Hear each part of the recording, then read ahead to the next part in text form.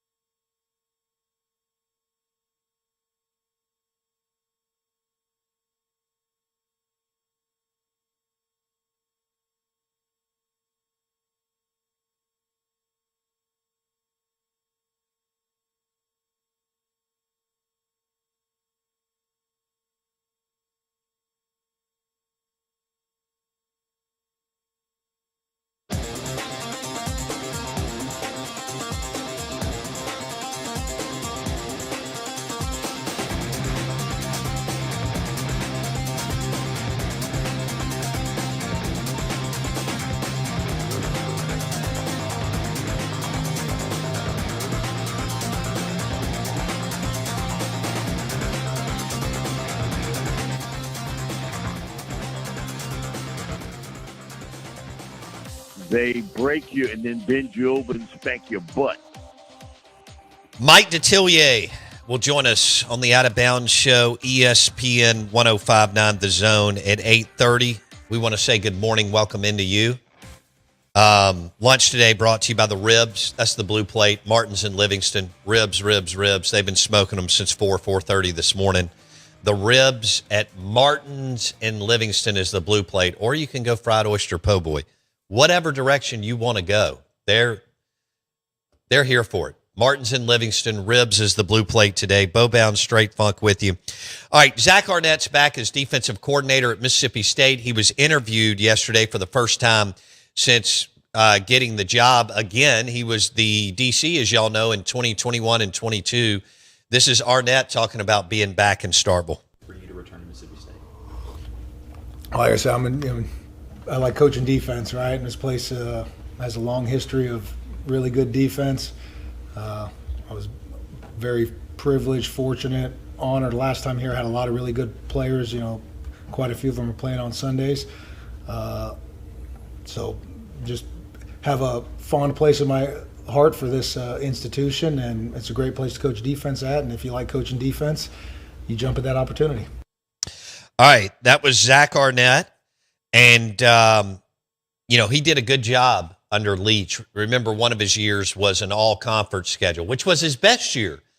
Bartu was with us two weeks ago, and I think he said Arnett was number 45th in the country in defensive scoring efficiency in year one on a 10-game conference schedule, where they lost, their starting quarterback and had to play a true freshman, and there was a lot going on, as everybody knows. And then he was solid to good the next 2 years. So, again, of course, he's a massive upgrade. Those were the worst two defenses in the history of the school the last 2 years.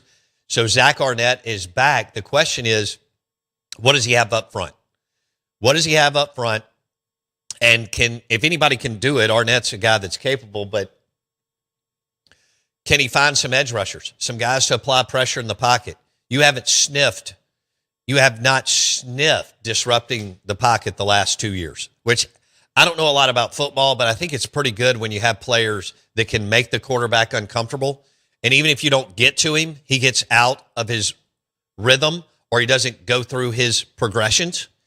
And so many of them, especially at the college level, don't have the ability of pocket awareness, right? We've heard Brady and Manning talk about it all the time, where they stay in the pocket. They just create space in the pocket. Sounds easy, doesn't? Until somebody who's 250 pounds coming off the edge is trying to take you out. So the question with Arnett is, can they apply pressure to the quarterback this year? I mean, yeah, you got to stop the run too, no question. But can they apply pressure to the quarterback?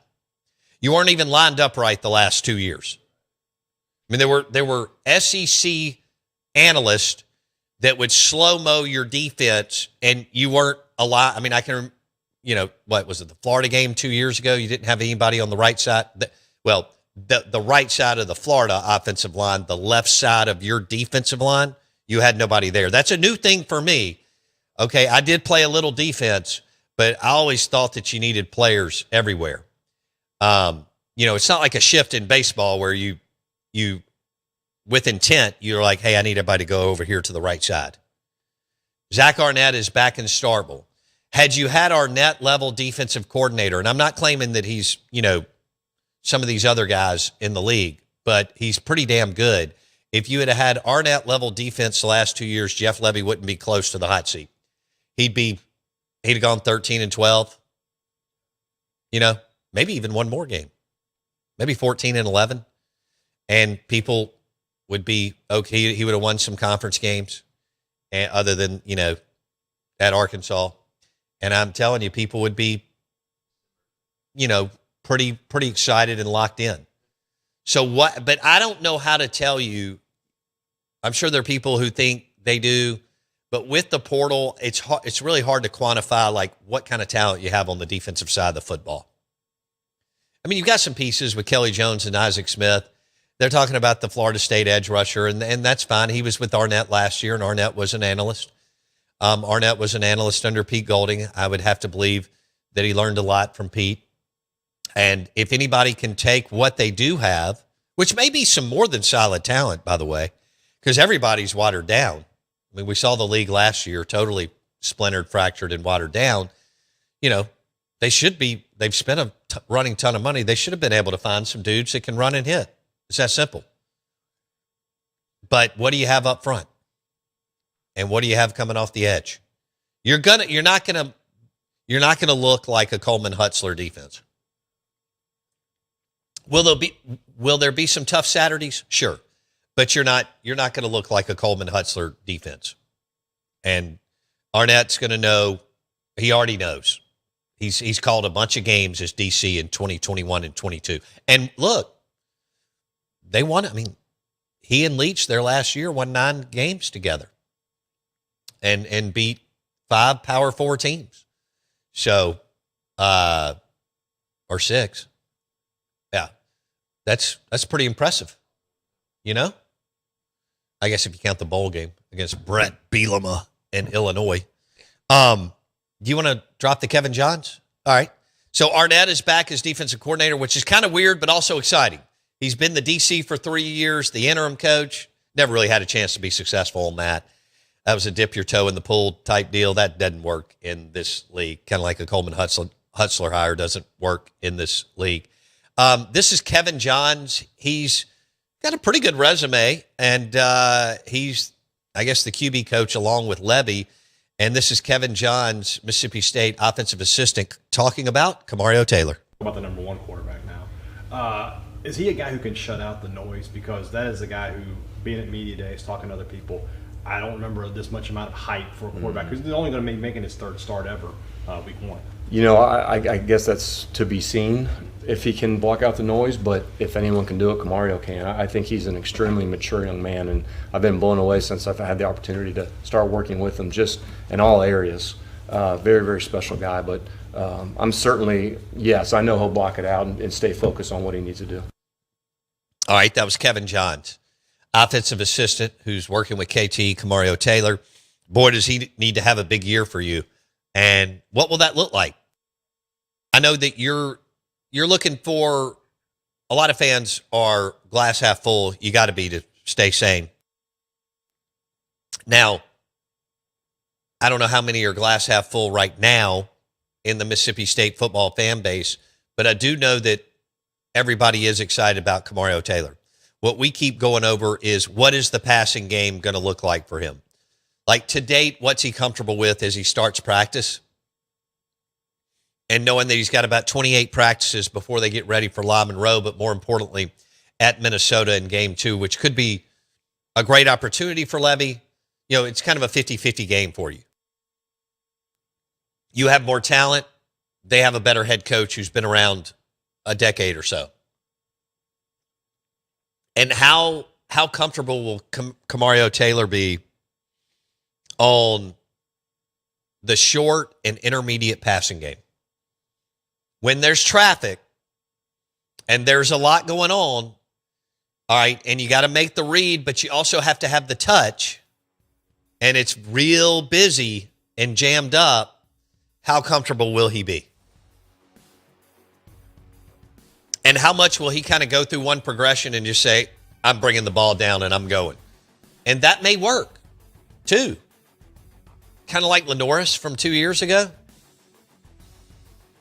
You know, because he got really, really banged. Well, he's been banged up the last 2 years, but he stayed a little more healthy 2 years ago. Is that fair? I think so. We are the Out of Bounds Show. We're brought to you by Matt Anderson, Southeastern Land Group. Call Matt today. You're looking for that beautiful, beautiful piece of property, that hunting camper farm. Call Matt Anderson, Southeastern Land Group, right now. 601-408-5155. Mike Detillier, next.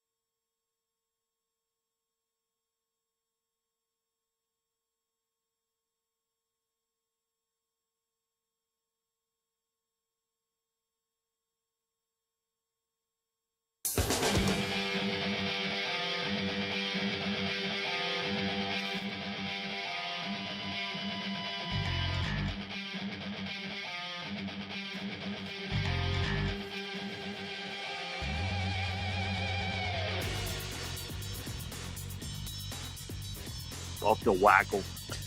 Good morning. Out of bounds, ESPN 1059 The Zone. We're powered by Sound and Communications. SoundcomAV.com for your next video wall, for your big lobby or conference room or arena, business, church, powered by Sound and Communications. They are the leader when it comes to video walls. SoundcomAV.com. We welcome in Mike Detillier, WWL Radio on the Farm Bureau Insurance guest line. We talked extensively last week with Mike on Drew Brees going into the Pro Football Hall of Fame. That will be this weekend, and it'll be awesome. And there will be plenty of Saints fans with water in their eyes, as Sean Payton will be the presenter, and Drew Brees is going in as first ballot Hall of Famer, as QB1 for the New Orleans Saints and the greatest player to ever play in the organization. But I'm going to start off with a little bit different angle here today. Mike, who has a better chance of going to the playoffs? LSU or the New Orleans Saints with a weak NFC South? Yeah, it's a good question. I would lean toward LSU. Me too. Only because, the talent they've accumulated would certainly give them an opportunity. You have a proven quarterback in Sam Levitt. You've redone your offensive line. We'll see how quickly all that comes together up front. Defensively, you've got some pieces in place there, especially in the secondary, where I think that they can make it work. But it's a rough early schedule when you talk about starting off against Clemson and then having Ole Miss and Texas A&M back-to-back weeks to end September. So I would lean toward LSU. I just think the Saints are 1 year away. And we see it in the practices, which, started last Wednesday. And that, the defense has sort of had the upper hand across the board. And that's not a surprise to me because, basically 8 of the 11 starters from a year ago on defense are back. And some of the key role players are back. On offense, and, you got new receivers, new tight ends, David Edwards, Travis Etienne, and still a young quarterback in this league. So I think it's a dead heat to see who can hit the tape first in the NFC South, but I would certainly lean toward LSU. Mike Detillier, LSU Saints insider on the Farm Bureau Insurance guest line. Mike, could you I think you can make a strong argument that LSU has the best tight end duo in the country? They have the best tight end, and Trey'Dez Green. I know that. I don't know about dual, but they got one who's a cut above. And we have heard Lane Kiffin talk about this in some of his pressers on Tuesday that he would give about, his unique talent and that he's going to use him different ways. I don't think you're going to see him used like a traditional inline tight end. They're going to flank him out. And I think he wants to cause some issues downfield from a coverage standpoint. Trey'Dez is 6'7" and a little change. There's nobody that's going to match up with him height-wise. I know that. And athletically, he's a cut above. He's a guy that literally could have played college basketball if that was what he really tried to pursue. But, man, he is some talented. And last year, and I remember, we've got it on tape, we had Brian Kelly on, and I asked him about feeding the football, more to Trey'Dez Green. His deal is, We think Trey Dez is a great talent, all this and that, but, we want to distribute it to everybody, keep everybody healthy, okay, happy. My thing is, man, the hell with that. I want to win. and he's my biggest weapon. And feed it to him. He talked about Barry and Brown, but, they didn't feed the football to him at all after they brought him in from Kentucky. So I don't know what was in his head about what offensively he wanted to do last year. But you can bank it. Trey Dez is healthy. He's going to see a lot of footballs going his way. Man, and can you imagine, Mike? If I was Kiffin, okay, we ain't reinventing the wheel here. A 6'7" plus tight end, flanked out. You're going to get a lot of footballs thrown your way. A lot. Man, can you imagine in the college game, 6'7" in the red zone? I mean, Mike, that's tough to defend and stop. I mean, it's tough in the NFL, but they can do it. In the college game, I'm not sure that you can. Well, especially the way Kiffin's gonna, because he tries to have you guard every inch of grass out on that field. And he's going to create some things that is going to give Trey Dez a better opportunity to make more plays downfield. Not only red zone and short yardage, but also over the middle, which, my thing is, when you watch film today of college football, the biggest openings you have are right smack dab right down the middle. Because everybody's trying to cover the edges. They're trying to cover the chalk, and so you got some big holes in the middle of the field. And that's, I think, part of, Lane's madness and how he coaches and how he tries to get these mismatches downfield with players and in situational football. So, I think Trey Dez is going to have a super year. He was one of three guys that he would constantly talk about.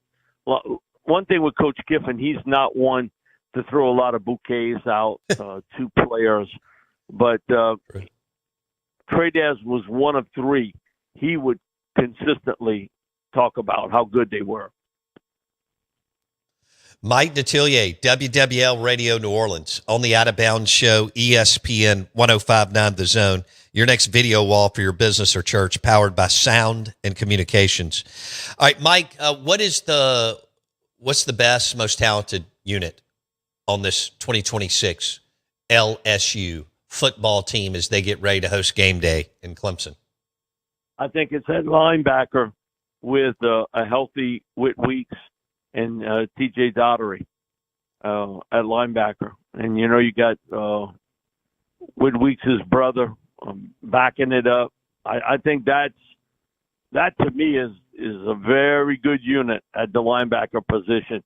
We saw last year once Whit went down and he actually hurt that ankle in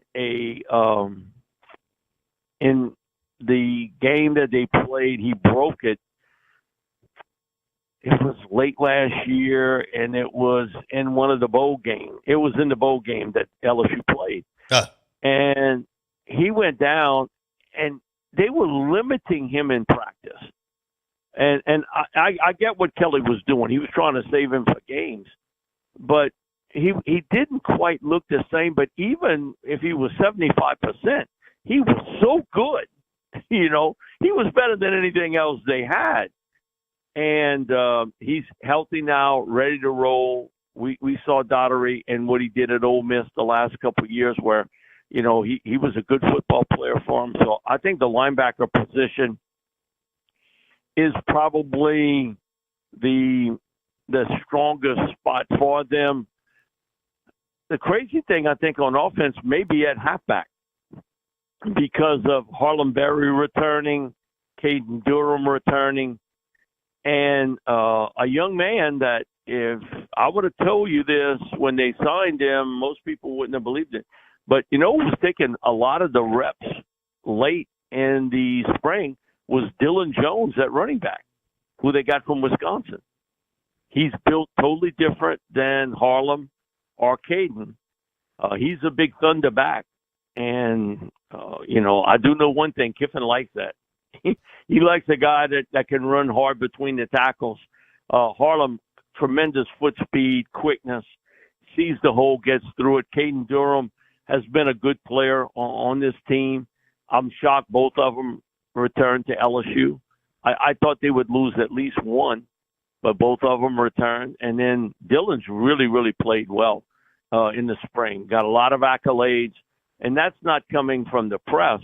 That's coming from guys that are on the team and having an opportunity to talk to them. They were like, man, we don't know who this Dylan Jones was, but we sure know now. And he gives us another dimension. So the running back core of those three, I think is a nice strength for this LSU team. Man, they got a ton of receivers. How that all shakes out remains to be seen, and will it be kind of down in distance on how it works out? One thing with LSU, they've produced receivers, a ton of them throughout the years.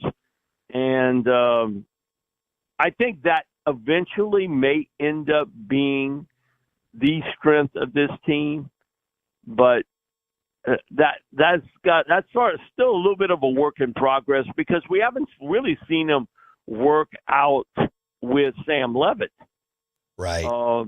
Practice-wise. Now they've done a lot of stuff on their own, and Sam has sort of orchestrated that of working out on their own, and they've even traveled on the road where I think it was 7 or 8 receivers along with Levitt that they went out of state and worked for 3 days together. So it's going to be an interesting offense on how all this comes together and how quickly it comes together. The key there certainly is Levitt.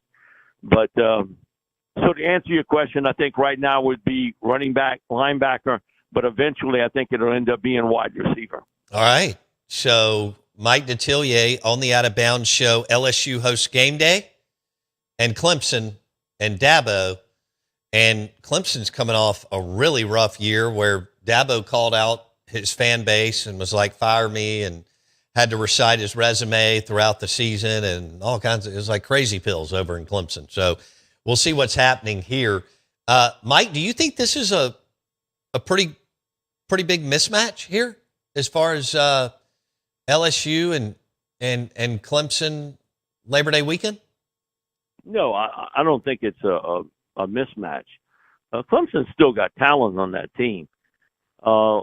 Last year, I thought they were a bit disheveled. Sometimes in crucial points of games, that there was a little kind of misdirection and not knowing exactly what to do. I can't say that I've seen a lot of that before at Clemson, but they seemed a little bit disheveled about how to handle some situations. And, you had a veteran quarterback and you had some pieces of the puzzle there. They just didn't seem to be all on the same page.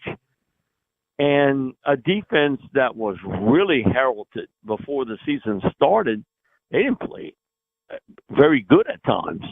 And you're talking about, they got 2 guys up front that, ended up being really high draft choices, in Peter Woods and TJ Parker. And what happened there? It really never came together for them. And losing some of the games that they did, it was head scratching a little bit about how did this all fall apart for Clemson. So it's certainly a critical year because the fan base, man, if there's some unhappy people there, it's in Clemson. Yeah. Because, you got them used to winning and winning big. And I'm not just talking about no conference championship. I'm talking about national championship. And they're not real happy. And they're not real happy about getting lashed out at by the head coach. Right. And remember Brian Kelly sort of doing the exact same thing here at LSU, lashing out at media, lashing out at fans, everything else. Man, when that starts to happen to a coach, I will be honest with you. You can hear the sand falling out of the hourglass. No doubt. No doubt. Mike Detillier on ESPN 105.9 The Zone. LSU will host game day and Clemson Labor Day weekend. Then they'll basically take a week off and beat somebody 56-0, La Tech, and then they go to Ole Miss, and Ole Miss will host game day. This could be crazy. The spotlight and the media around Kiffin. You mentioned Kelly didn't do a good job. He called out the fan base kind of challenge. That's not what you do. I think Kiffin has handled it really well, Mike D, the last 7 months or so being in Baton Rouge, in that he knows the expectations are sky high. They went out and landed a really good transfer class and high school class and Levitt and so on. But he understands people think they're going to go 12-0 and they're not. But I think he's been able to handle it well in his media hits. How do you see it, Mike D? Yeah, for the most part, he's done pretty well with it. He's played. He is sang to their tune, okay? And when you're getting paid the amount of money he's getting paid, man, you learn how to sing it real quick. And so, yeah, I think he's done a good job of playing to the fan base. He knows expectations here. And even he talked about, when he first went to Ole Miss, and there's no comparing what happened when he first hit Oxford and then him coming to Baton Rouge. Man, rebuild? What? I mean, I don't want to hear that. We're paying you all this money. We want you to do one thing, win. And no other stuff around it, just win. And so it's going to be a lot of expectations on him and how things go. But I think overall what he's been able to do in getting players high school-wise from the state of Louisiana to buy in and in the transfer portal, that was his wheelhouse. I think most people thought that's where he would do very well. And I think, we haven't seen it on the field yet. But, overall from the players he's been able to bring in, that's going to be a strong point of his team. When I brought up Trey Daz, the other two guys, he really talked tremendous amount about. One was Jordan Seaton, the tackle from Colorado. And the other one was Ty Benefield from Boise State, the safety. He has spoken glowingly about both of those guys. So you get it.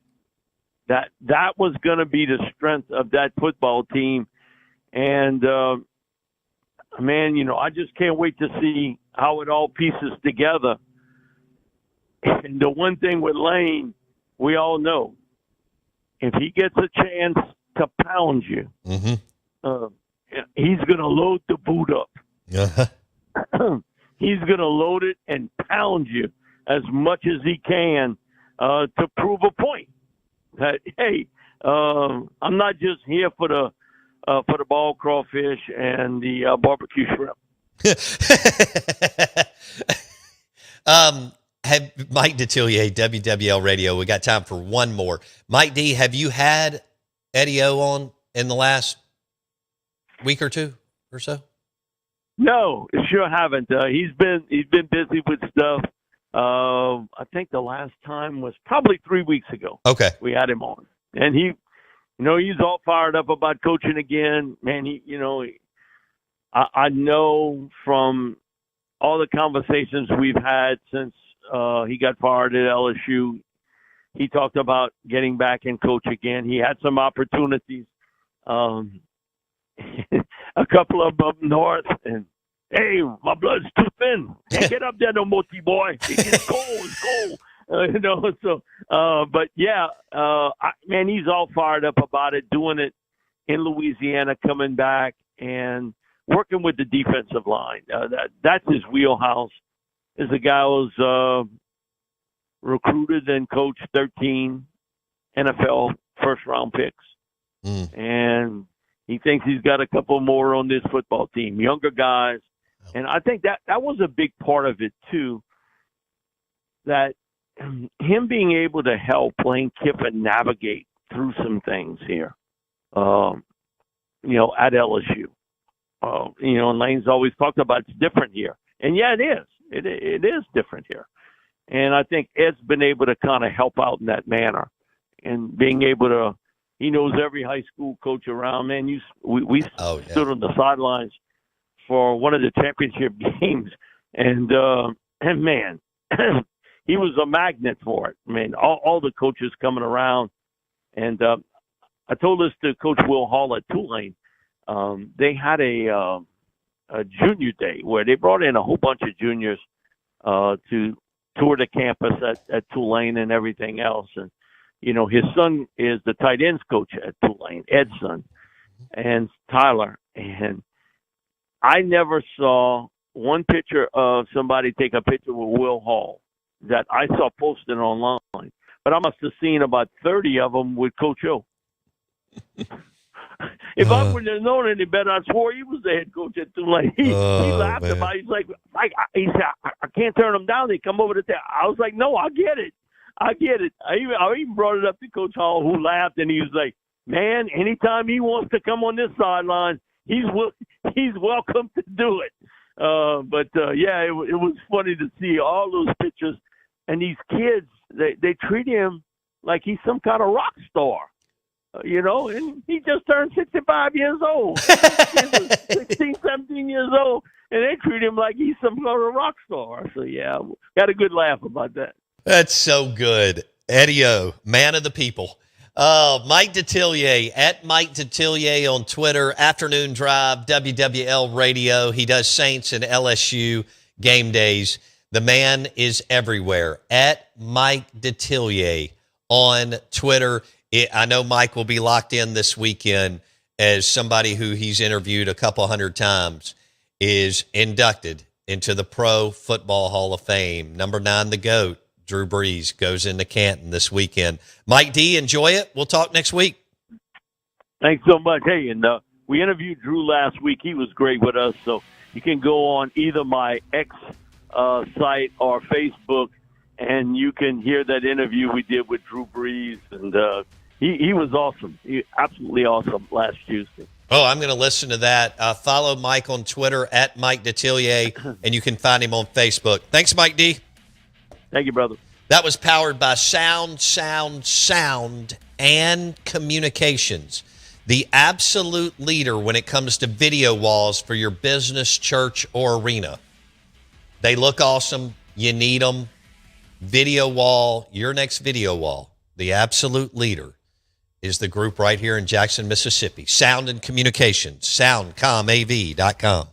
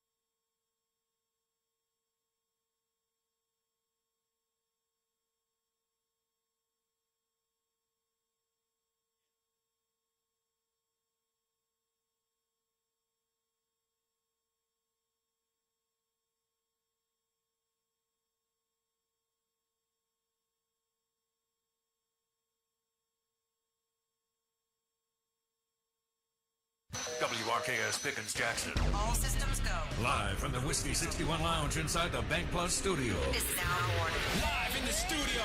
It's the Out of Bounds Show with Bo Bounds. Streaming live worldwide on the Out of Bounds radio app. And on your radio at ESPN 105.9. All set?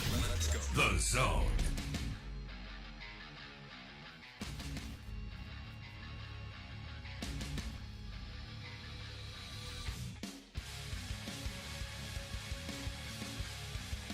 Off the whackle. We are the Out of Bounds Show, ESPN 105.9 The Zone. We're driven by RPT, Rick's Pro Truck.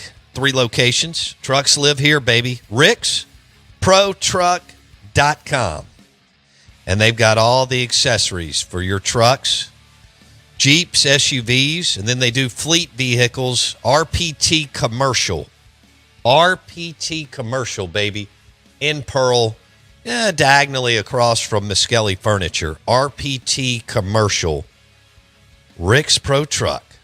Trucks live here. We're streaming live on the Out of Bounds radio app. Good show today. Stumbled on a couple of fun topics. Dropped a little Zach Arnett audio that we're going to hit again right here. Mike Detillier was great on LSU. Hosting game day? Imagine that. Lane Kiffin's first game. They're playing Clemson. Clemson was a disaster last year. They're playing Clemson. Dabo, we'll see. We'll see if he can get the mojo going again. But LSU will host Clemson and game day, and you know Lane will eat it up. You know that. Now, how long is he going to stay off social media? He says his son Knox is the reason why, if you believe that or not, that he challenged him to get off social media. Now, Lane still, he did huge shows in the summer, so it didn't matter. I mean, the Vanity Fair piece got people crazy pills. But Big Cat interview with Barstool, Honey Badger, and then all the media days. I mean, come on. You still got, a ton of lane. And it doesn't matter where he goes. I mean, last week he was at the Rotary Club. You'd have thought the Rolling Stones or the Beatles rolled in. So he's embracing the deal. Couple of different ways that you can get in touch with us. The Dancing Rabbit Golf text line, 601-885-3776. Find us on X at Bo Bounds. One of my favorite beers is Key City, Mississippi Queen. That's the caller line out of Vicksburg. The caller line's actually here. Key City, Mississippi Queen, and Key City Beer is out of Vicksburg. They have a restaurant and bar, but they're in Fleetway markets and grocery stores and restaurants and bars all over. The caller line, 601-707-3750. This is Zach Arnett. Now, he's the Mississippi State defensive coordinator again. And he's been the DC for 3 years, the interim for 1. Then he worked for Golding for a year, worked for Dan Mullen for a few months, and then he worked for Florida State. This is Zach Arnett on what it's like to be back in Starkville. How did it make sense for you to return to Mississippi State? Like I said, I like coaching defense, right? And this place has a long history of really good defense. I was very privileged, fortunate, honored. Last time here, I had a lot of really good players. Quite a few of them are playing on Sundays. So just have a fond place in my heart for this institution, and it's a great place to coach defense at. And if you like coaching defense, you jump at that opportunity. All right. Well, first of all, he is really locked in, really intense, and has a chip on his shoulder. He's ready to get back to another level. He also got to sign a 3-year, $1 million a year deal to come back. So when they asked, some of it's compensation, he wanted to be a DC. And, once Levy fired Coleman Hutzler and DJ Durkin said no, there may have been a couple other conversations, but Zach Arnett was ready to roll. And so Jeff Levy replaced Zach Arnett as head coach at Mississippi State. Then Lebby hired Coleman Hutzler as DC. They went 7-18, 1-15 in conference play the last 2 years, which Jackson and I could have done better. And now Zach Arnett is back in Starkville for year 5, but he's the DC again. And he's a pretty damn good DC. I mean, major upgrade above Hutzler, because Arnett's legit and has proven that he can do this thing. He can roll it out on Saturday and have a really good day, and he proved that multiple times, which is good. Again, what will that look like this year? We'll see. You want him to get after Minnesota so that Lebby can get a win on the road against a Power 4 team and get going. That's a big deal. You'll have better athletes than Minnesota. The question is, can you execute and make it? Hell, Camario will be bigger than 60, 70% of their team. Not that they don't have some like corn-fed Midwestern dudes in the line of scrimmage. Okay, Big Ten. I mean, they got some girth. Okay, but you know what I mean. I mean, Camario's 6'4", 230, and he's a big man. So, Jet Johnson is back on the staff. He was a damn good linebacker out of Tupelo for Mississippi State, and looks like he's going to stay. I mean, this is a great opportunity for him. He was at UConn with Matt Brock, and now he gets to come back. That's kind of the trio, you know. And then you throw in Errol Thompson, who played under Mullen. He was a good linebacker from Alabama. He was kind of an old-style thumper, but good. And I say old school. Yeah, old school thumper, but good player.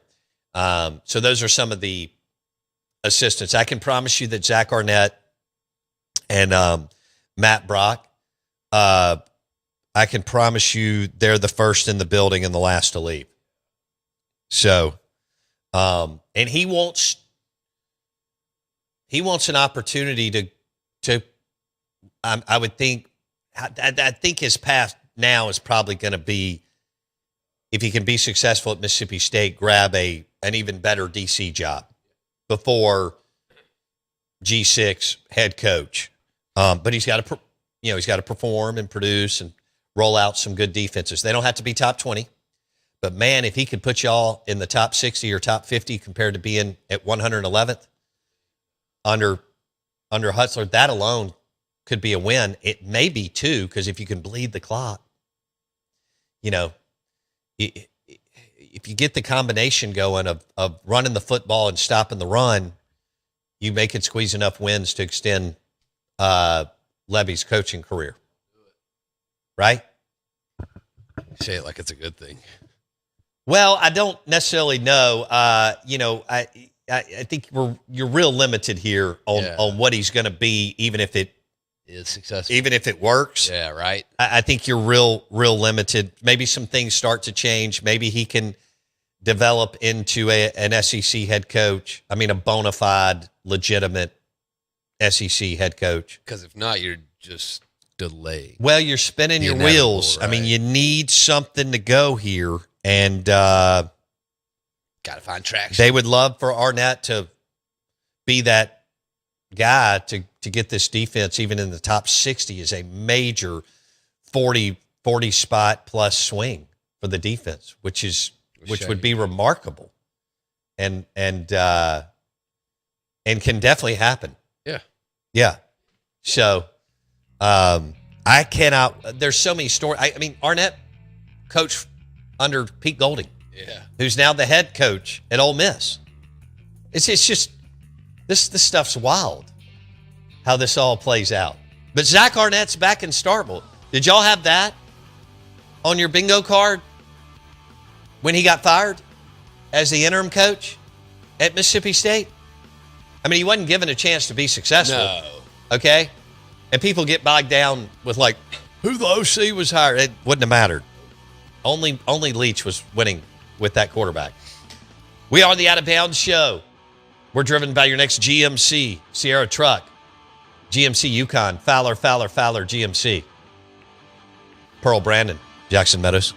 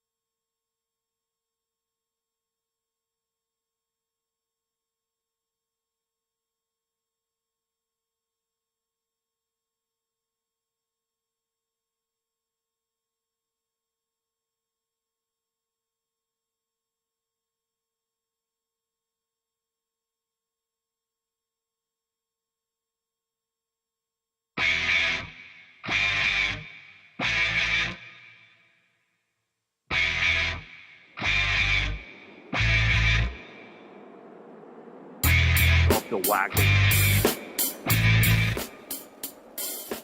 They break you and then bend you over and spank your butt. Out of bounds, ESPN 105.9 The Zone. Brought to you by the Rogue Men's Store. Guys, I know you want to look sharp on game day. And the Rogue has you covered. Head in, check out their Peter Millar collection at the Rogue Men's Store. Officially licensed Ole Miss and Mississippi State gear that actually looks like something you'd want to wear off campus. Do you need a coat, a sport coat, for your next road trip, engagement party, or the boardroom? Jack Victor sport coats at the Rogue Men's Store. And then, you know the drill, Martin Dingman shoes, hottest shoe in the country. It's got that athletic, you can dress it up, dress it down. Y'all know it's got the lifestyle athletic angle. Martin Dingman shoes at the Rogue Men's Store, newly renovated in Jackson, right by Highland Village. The Rogue Men's Store, Peter Millar, Ole Miss Rebels, Peter Millar, Mississippi State Bulldogs, and it looks good. Powered by the Rogue Men's Store in Jackson. Follow them on Instagram and Facebook. They're super active, and they're throwing up posting all kinds of stuff there. We bounced around this morning, but got Mike D locked in to LSU and Lane. Clemson just a few weeks away. That's one of the bigger games. No, the biggest game of the weekend, just because of Lane and how successful and crazy he is. Successful, what he did at Ole Miss and Florida Atlantic, turning his coaching career around, and then now at this big brand that people follow regardless of what they're doing. And that Ed Ogeron and Les Miles can win a national championship. I mean, that's incredible when you say that out loud. That's what a monster and a power LSU is. Les Miles and Eddie O won national titles at LSU. What's the only other program in the country that's done that in the 2000s? Ohio State. With but Jim Tressel's actually a hell of a coach. Urban Meyer's a great coach. And Ryan Day looks to be a pretty damn good coach.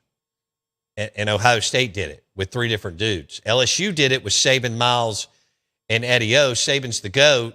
Miles, meh. Eddie O, meh. But that's what a monster that thing is.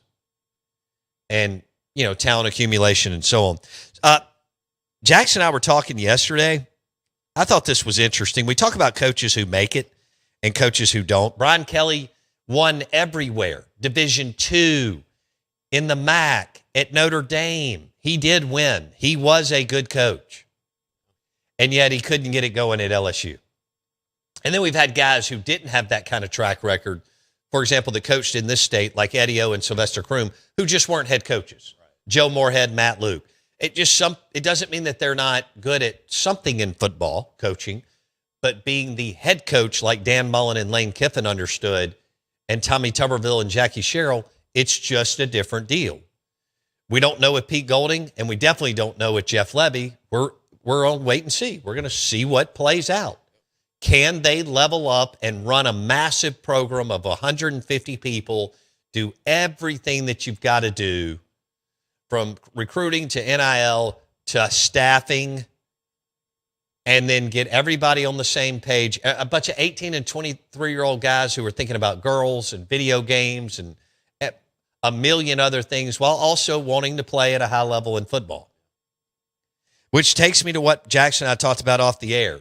Guys who make it, like Mullen and Tuberville, who had no head coaching experience, but were super successful in Oxford and Starkville. And then guys who had head coaching experience that were maybe on a rehab tour in some way, shape, or form. Jackie Sherrill. He beat Texas 5 times in a row. He had to get run off. They got him on, one tire, a Diet Coke, and a cheeseburger.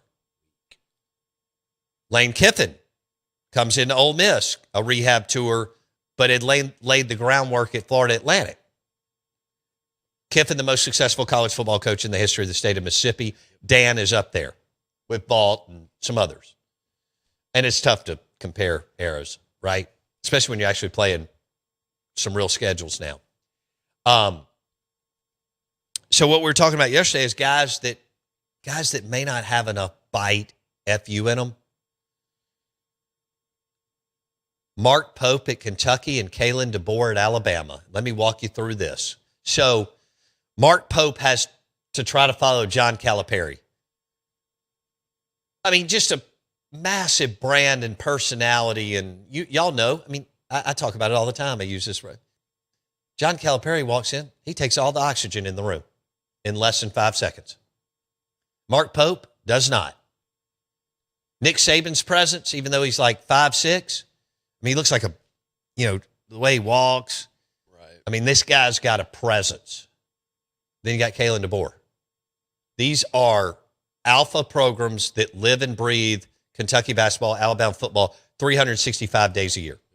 Most Kentucky fans have no idea that Will Stein is their head football coach. Just like Alabama doesn't know who their basketball or baseball coach is and doesn't care. So my point is they both seem like really nice guys. Yeah. And that's cute and sweet and fun.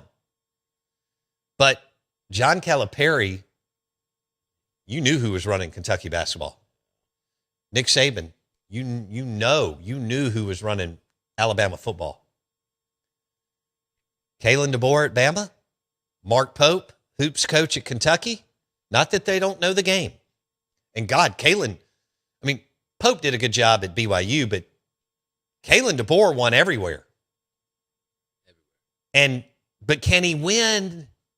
I mean, Byrne went ahead and locked him up for $75 million because of the Penn State, Michigan stuff. Okay. I mean, he was like, the fan base is mad because we just lost to Indiana. We actually won a road game against a Power 4 team in the college football playoff, but nobody talks about the Oklahoma game being down big in the first half, coming back and absolutely dominating them the last 60% of the game. Nobody talks about that. It's all about we lost to a basketball school that we've never watched one series of them play football in Indiana.